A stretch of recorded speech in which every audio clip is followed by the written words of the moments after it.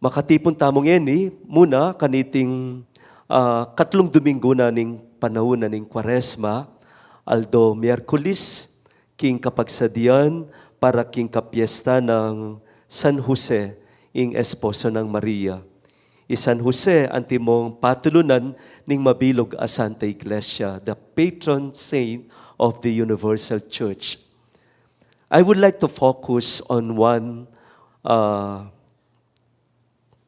words that perhaps we can make a reflection coming from the first reading and also in our gospel for today. Amano na anong karin malyari tayo pong akit at damdaman king mumunang pamamasa. Ing mumunang pamamasa amenibatan king libro na ning Deuteronomio at ing ebanghelyo tamong eni amenibatan kang San Mateo. Kapamintuan. It is about obedience. Both from our readings for today, they mention about obedience. Kapamintuan. Madalas kay katamo na kay potang pisasabihan tayo ing kapamintuan o kaya kingama nung aliwang siswan pamanusig. Marakal tamo buring idake at buring ibye. Pero masala, ing kapamintuan o ing pamanusig, ing panibatanan niti, parati, yapin ing lugod.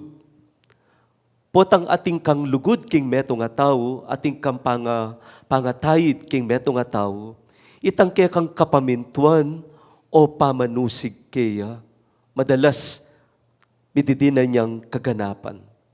Nyasat, po tangalata mong amanwa na pangatayid, alakang connection. You are not in a relationship like it could be in friendship, in the context of friendship, in the context of a family, or perhaps in a context of a community. I think the very basic is that you have that connection with the people around you. And the foundation of that connection is always love. Lugudia. Nyapin po tangatin lang pawutos keka at ilang pagawa keka.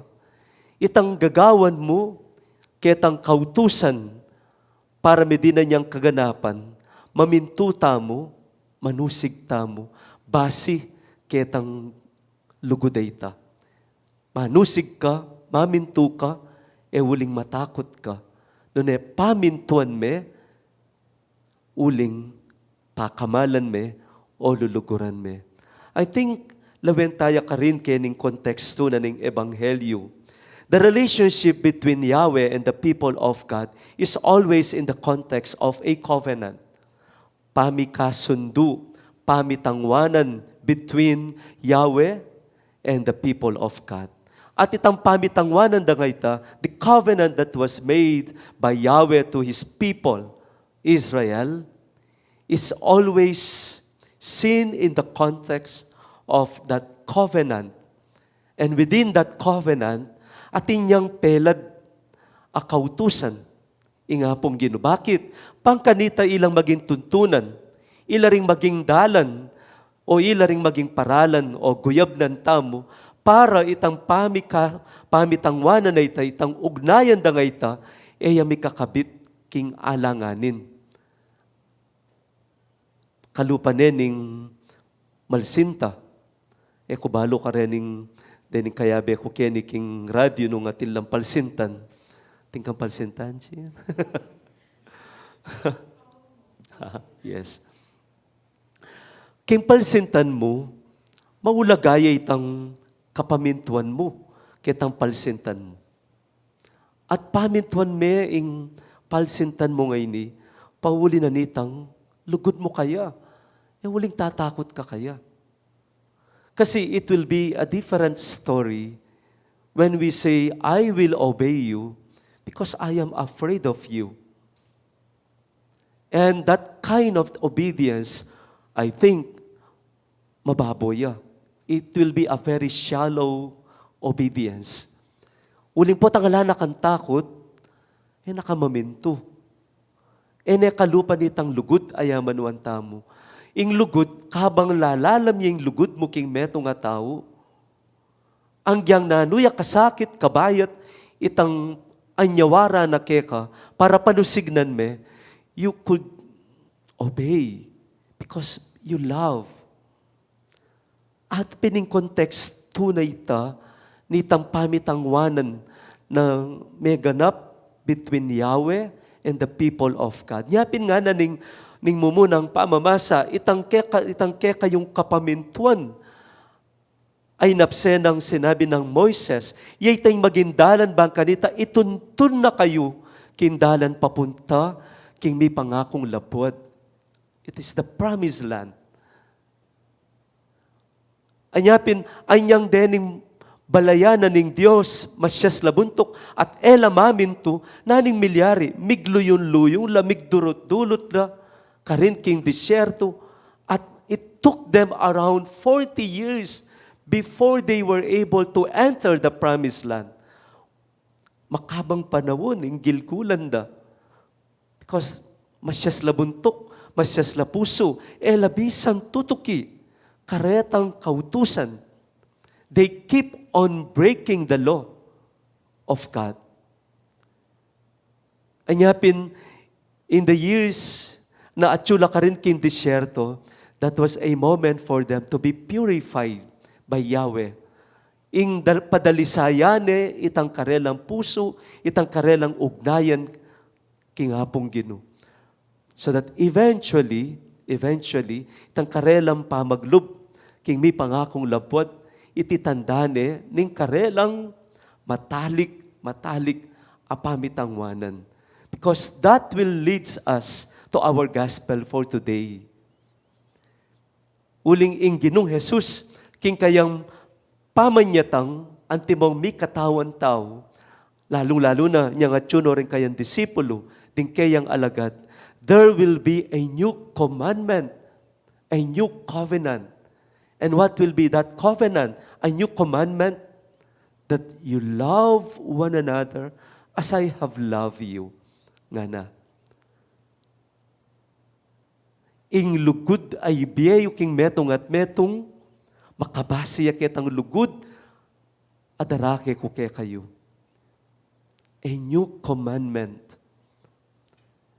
And from there, the Lord Jesus is inviting us to obey Him. Nyapin kening kutang keniking ebanghelyo, nga na, potagalang isipan nyo king dinatang kubaking payalan kabaldugan ng kautusan o yung turu daring profeta. Dinatang ko ebang payalan ko lang kabaldugan, nune ba ko lang iganap at tuparandeti. As ne kasalay taking Ginong Jesus. If you still remember that ang may kasimba po kay kayo, ketang Domingo, towards the end of the gospel, ketang the encounter between the Samaritan woman and the Lord Jesus, ketang Jacob's well, towards the end of the gospel, it was mentioned about the obedience. Lalo na niyang pipilitan da nering alagad, Maestro, Ginoo nga na, mga nakopo nga na. And then nga nang makanya, migsalita yung Ginoo, ating kungaliwang pamangan nga na. At may ngutang la, atin nawaring migdalang pamangan kaya, wari pe pasaliya pa mo nga na. Kaya ba't nanoy takanong pamangan na, ing pamangan ko, yapining panusignan ko, at pamintuan ko, ing kaburyana ning igpa. Nga na. Kapamintuan. At itang kapamintuan na ita, that will lead us to Saint Joseph as well.